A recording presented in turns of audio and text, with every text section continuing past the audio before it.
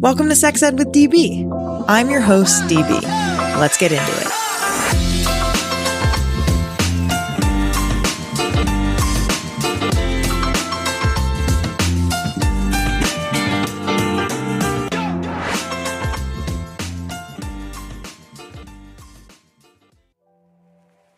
Periods. Half of the population gets them, but we're scared to talk about them. But the thing is, periods shouldn't be a shameful thing. Since half of the world's population gets a period, we should be busting period stigma and shame so menstruators can feel more confident and knowledgeable about how their body works. And how do we lessen stigma and shame around periods? We normalize conversations and education around periods. And what better way to normalize conversations around periods than with science-backed, sex-positive products and services that fit conveniently into our lives? Check out our brand new sponsor, Day, at www.yourday.com. That's Day spelled D-A-Y-E. And use code SEXEDWithDB for 15% off at checkout when you buy pads, tampons, and so much more.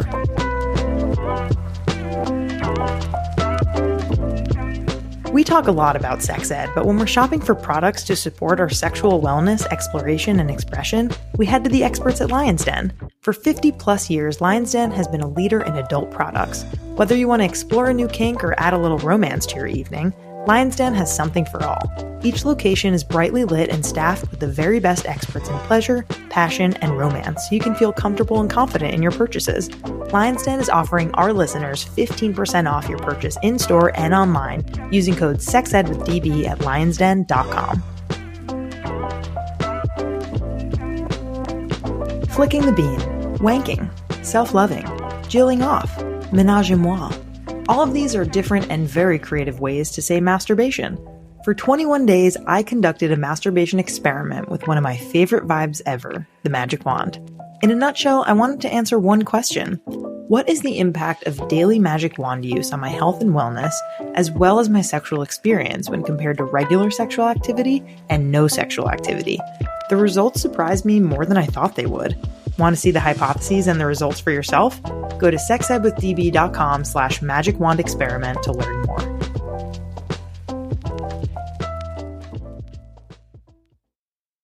Hey everyone, this is Sadie, Sex Ed with DB producer.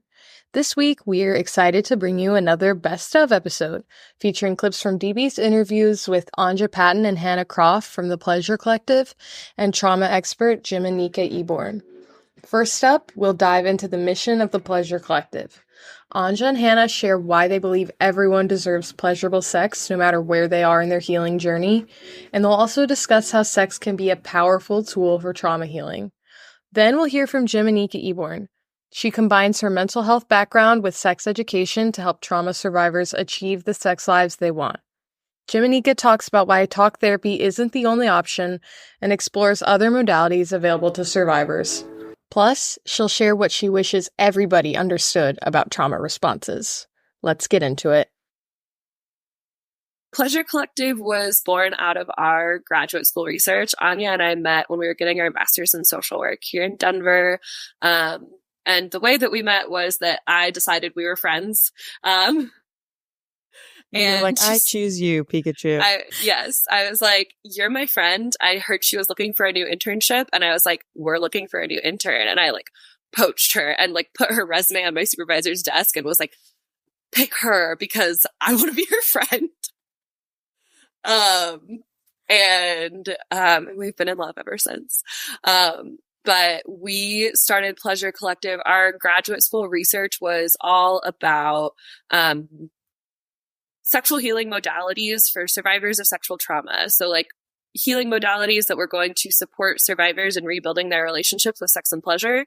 And this all started in 2018. So really there was not a ton of information. Now there's like so much more. It's so much more robust. But we worked to develop a curriculum at our internship and then started hosting workshops locally. And then once the pandemic hit, Anja had moved back to Seattle. We pivoted to a virtual platform. And we host virtual workshops and like maybe hopefully someday again, we will host in real life workshops for survivors of sexual violence, their loved ones, their partners, their family members. to help build tools to rebuild relationships with sex and pleasure. Both of us were noticing that there's a lot of conversation about how survivors needed to be fully healed. You can't see me because this is a podcast, but I'm using air quotes, before they can reconnect with their bodies and reconnect with their sexuality. And that felt really dismissive of a really important part of our humanity. And we were having a hard time finding people to support us in our own healing. And so we went full, a league of their own. If you build it, they will come. And here we are. Amazing. Anja, anything to add to that? Oh, I think she nailed it. Well, then that's it. That's the answer. If you were to put like the mission, I guess, of the Pleasure Collective into like a paragraph or, however long you need really. But like, I'm curious about the end goal of the Pleasure Collective and how you kind of share that goal with folks who may want to join. We like to say that everybody deserves pleasurable sex, no matter where they are in their healing journey. And kind of how Hannah was saying, like, a lot of clinicians maybe won't talk about sex or think it's important until somebody's like, quote unquote, fully healed. And like, what does that even mean, first of all? And like, second of all, like, you're going to be waiting a really long time to be having sex, and not a lot of people want to do that. And sex can be this wonderful, powerful healing tool for trauma healing. So let's talk about sex. Let's have the sex. Awesome. And really just like making sure that folks know that these are things that regardless of your past experiences, regardless of the messages that you've received from the world around you, that like these are things that we're allowed to talk about. And like, I feel like the biggest part of our work these days is just saying these words and being really loud about sex and pleasure because the world deserves it. Yeah. And like, yeah. So totally. Like the world's kind of a dumpster fire. Correct. Yeah. And also I don't know, what you're saying also is just making me think about the fact that when you look at the Me Too movement, right? Like every single person I know who is a woman or a non-binary person or a trans person has experienced sexual harassment in one form or another. And I just think that when those experiences are so much a part of every single person's life, there has to be a larger platform in which we can learn and process and unlearn some of these behaviors and some of these things. But I'm kind of wondering, how do y'all think that sexual trauma impacts one's sexuality and one's sexual self-concept? And what does that even mean? Like, how is that formed and how is that impacted?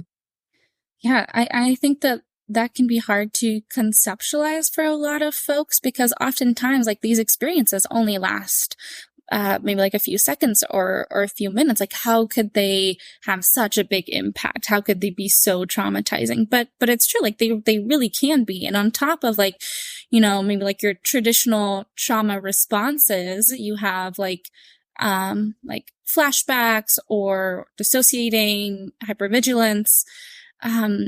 Survivors, like you were saying, like can experience responses that directly affect their sexuality or even like their views on sex.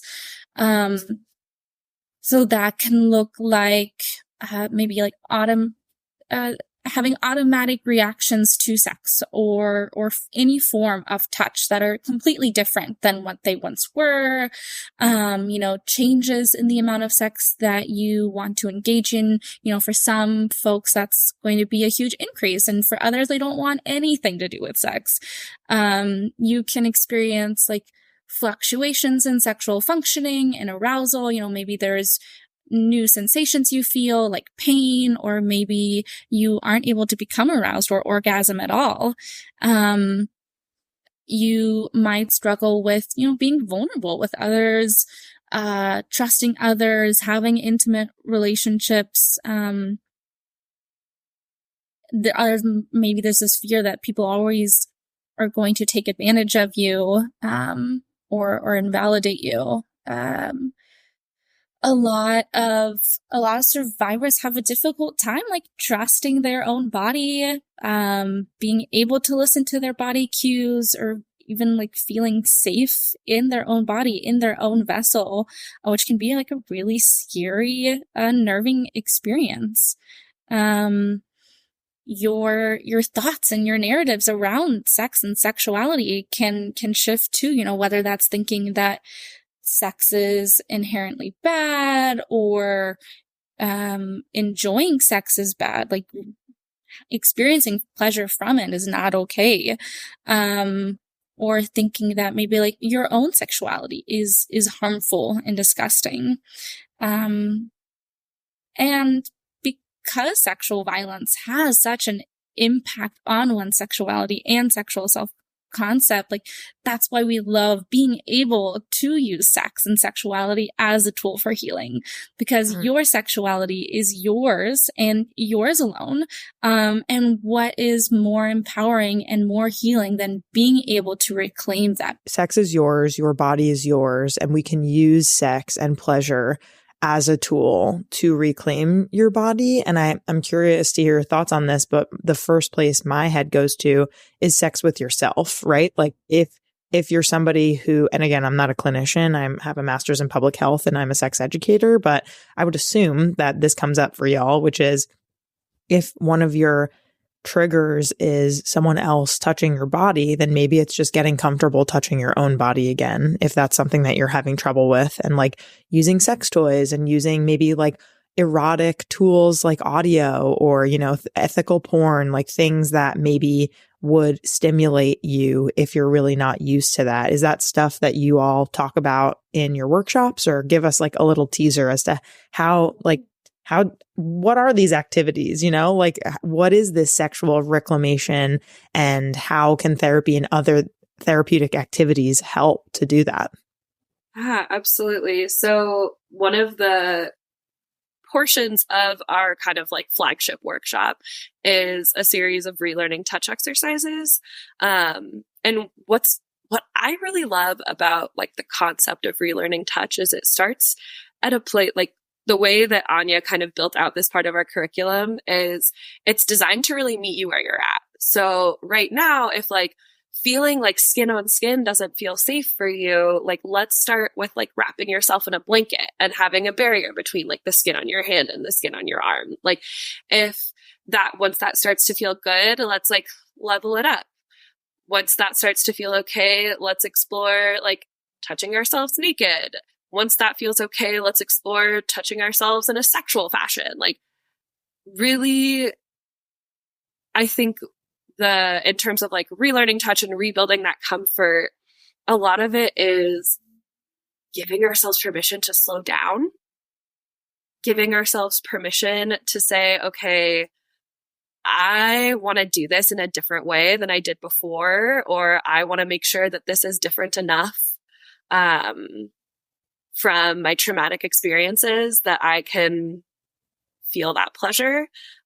We pull a lot from Emily Nagoski, Come As You Are, who is, I want to be here when I grow up.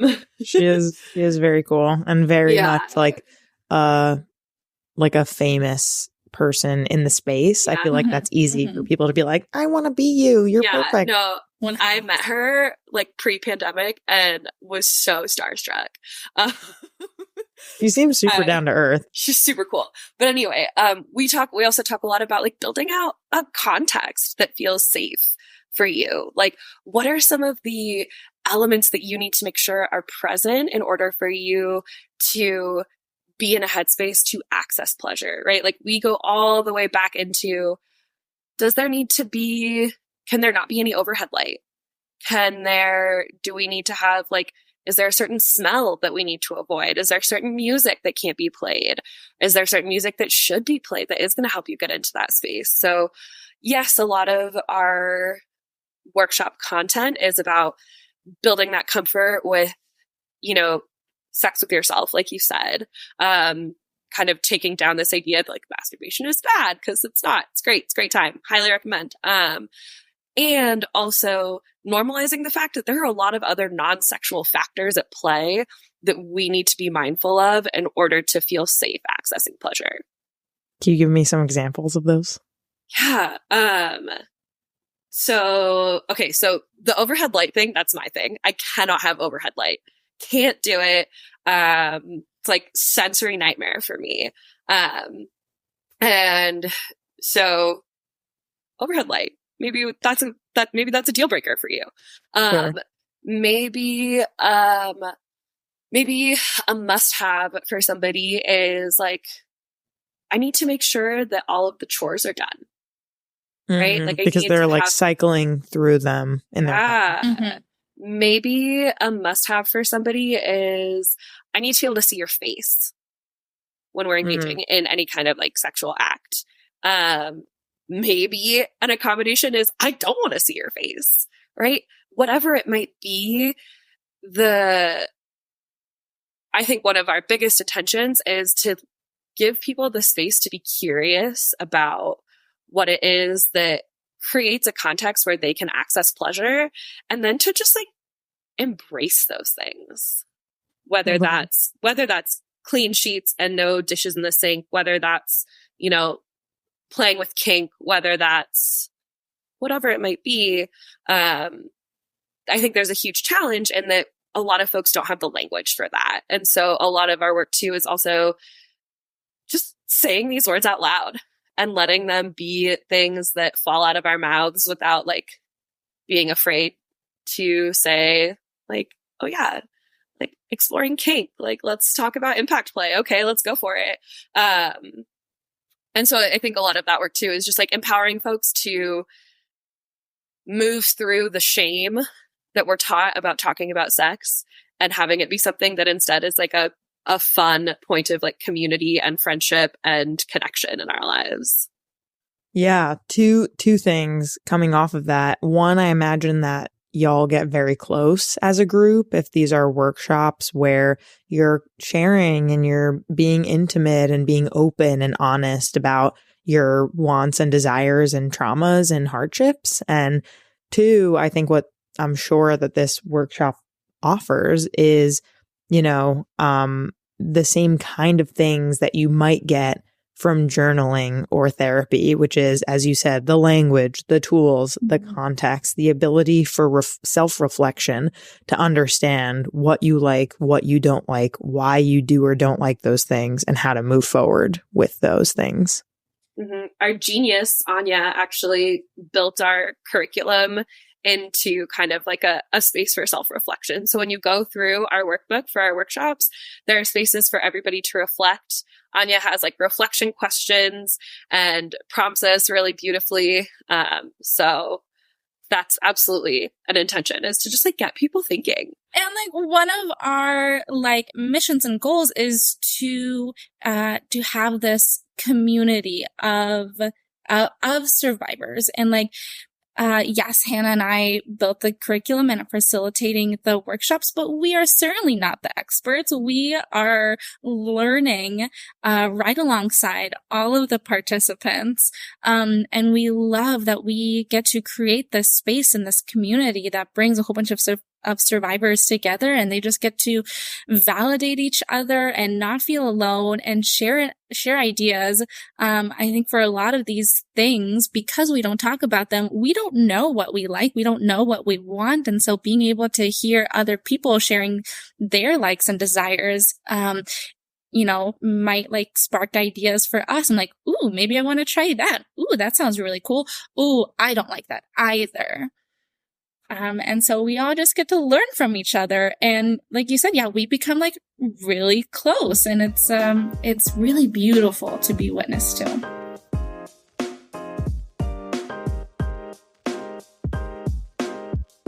When you're traveling, you don't have access to your amazing sex goodies stash. So you start to pack your lube for sexy time in your toiletry bag. And when you open your bag back up, the lube you packed, of course, spills all over your toothbrush, makeup, and floss picks. enter a brand new product from Uberlube that will get your lube to your destination without spillage. They're new good-to-go travelers, perfect for your purse, pocket, gym bag, or carry-on luggage. The Good-to-Go Traveler features the same Uberlube product in a discreet aluminum traveler that comes in 6 colors. Try Uberlube and their Good-to-Go Traveler now with code SEXEDWITHDB for 15% off at uberlube.com.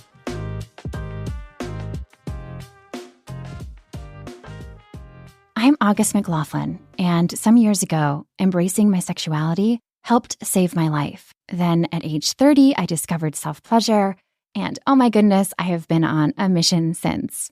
On my podcast, Girl Boner Radio, I explore sexual empowerment, guiding with true stories. I'm hot, I'm sweating, and I'm wrapped inside the flames of what has become an earth-shaking, full-body orgasm. And then a few weeks in, I noticed that my penis at the top started bending to the right. I've been masturbating since I was a small child for self-soothing, and I have gotten through a lot with my self-touch. So, I could have orgasms all the time, but I'd never felt anything like this one before. To start listening, follow Girl Boner Radio wherever you're listening. That's Girl space Boner space Radio on your favorite podcast app. Welcome again to the podcast. I would love for you to just introduce yourself, tell us a little bit about your work for those of us listening who are interested in hearing all about you. Yeah. Okay. So I always like to preface it with, I'm going to say a few hard things. Okay. Just take a breath, just in and out. Okay. So I always say that I am a child of trauma. My mother was killed in front of me when I was 1 year old. And that is kind of how it all started. I was raised by my grandparents, her parents, and they were very honest with me. They let me explore in all of my interesting ways. From knowing what happened to my mother, I wanted to work with domestic violence survivors. So I ended up, we're going to fast forward. I ended up going to college for criminal justice because I thought I had to be a detective because Law and Order SVU right in here. Sure.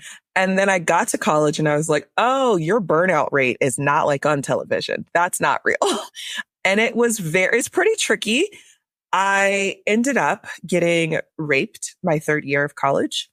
And I always like to say that I was raped instead of sexually assaulted because sexual assault is the umbrella and rape is underneath it. And because I've been raped once, but I've been sexually assaulted more times than I can account for, which led me to spiraling, getting kicked out of school, which was the best thing. It was the best thing that I needed to get away from that space, honestly. And then I went back to school for psychology and everyone was like, oh my God, duh. And I was like, why didn't anyone say this? We could have saved time and money, y'all. Someone should have intervened. They could have, right? And I became a rape crisis counselor. That was the first volunteer job that I did.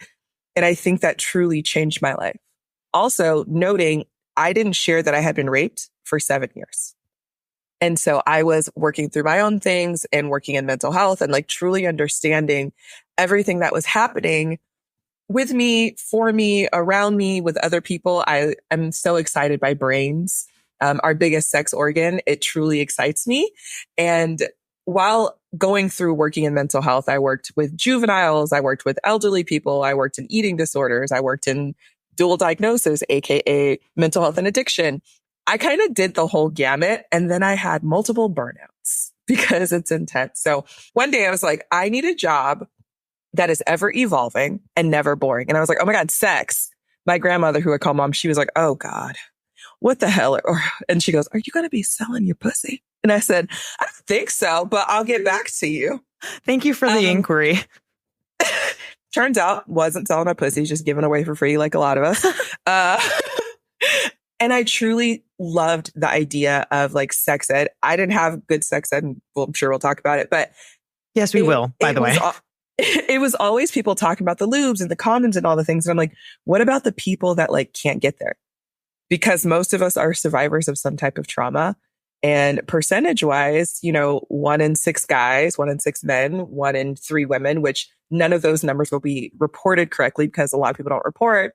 They don't look at sexuality. They don't look at different genders. They only see certain things. So we'll never have that true number, which makes me think there's a lot of people that can't actually have the sex that they would like to get to, or, they've had things slow them down. And I'm like, oh my God, that's my jam. I love hard conversations. I love seeing people squirm and get to the point that they're like, oh shit. I love oh shit moments. So being able to combine my mental health background and with sex ed. So I've been doing this for which seems really wild, 14, almost 15 years. Oh my now. gosh. You have a big anniversary coming up. It's wild.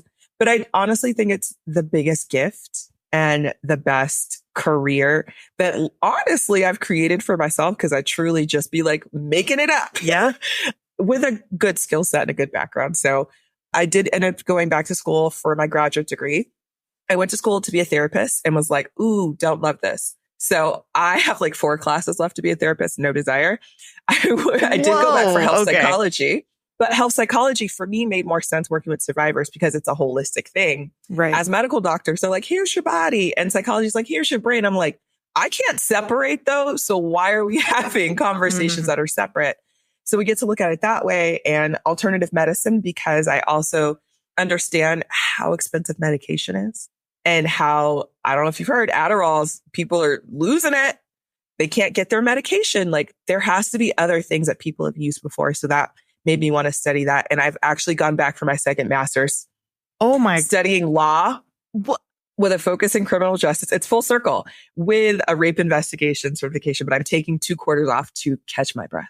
Wow. Okay. So yeah, I have a lot of thoughts. I mean, first of all, I really appreciate you sharing your story, and it feels like trauma responses of like the ways in which, that we engage with our trauma or triggered and like have trauma responses is very like misunderstood by society. And so I'm wondering what you wish that people understood about how people react and respond to sexual assault or other violence and trauma that they might experience.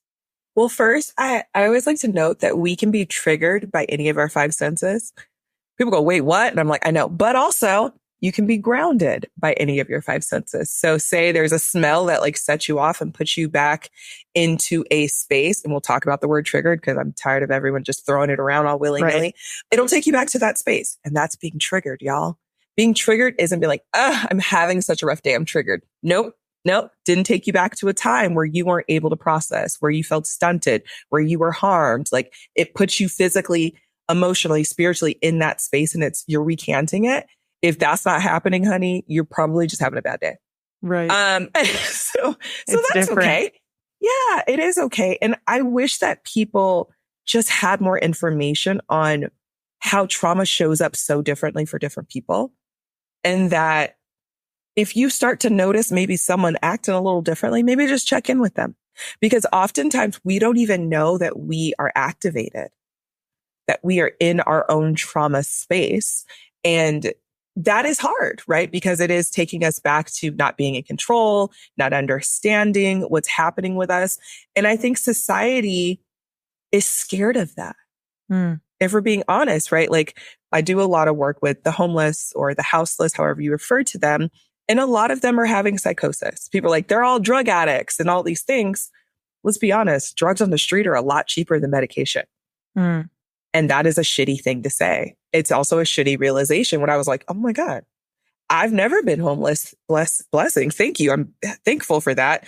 But also, I don't know what tomorrow brings, right? Like, and if that is their coping to be able to survive every day, and noting that being triggered or struggling with trauma, every day is different. Like you might be having a great day and the next day you're like, this ain't it. Like I can't get out of bed. And medication is great for some people and talk therapy is great for someone. Stop fucking telling everyone that they need talk therapy. It's not for everyone.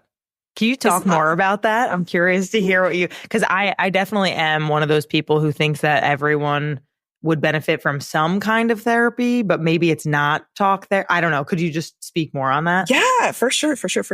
So I am definitely someone, especially with sexual trauma, any type of physical trauma, it affects our bodies. Bruises, internal, external.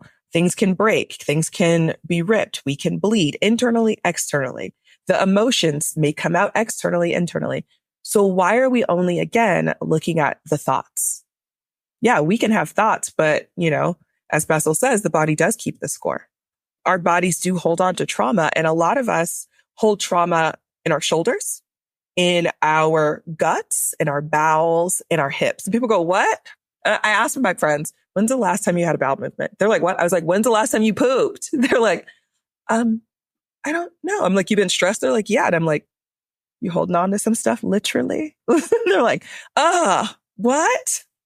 And so for me, it's the reminders of there are other modalities. I think that somatic therapy is really great for some folks. I think being able to visualize is great for some folks. So maybe like an EMDR type of therapy to be able to put yourself in there and recalculate, go through some situations. Is it hard? Yeah. Is it a form of talk therapy? Also, yes. Spirituality is a form that helps people. I went spiritual before I did talk therapy and other things. Yoga can be a spiritual practice and a body movement practice for a lot of people. And so for me, yes, I think talk therapy is cool for some people. Do I offer that when I tell people? I'm like, this is an option. Yes.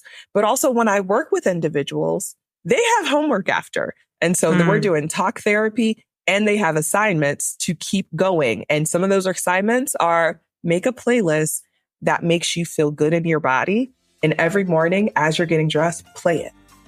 Because we're going to start shaking some of that shit off.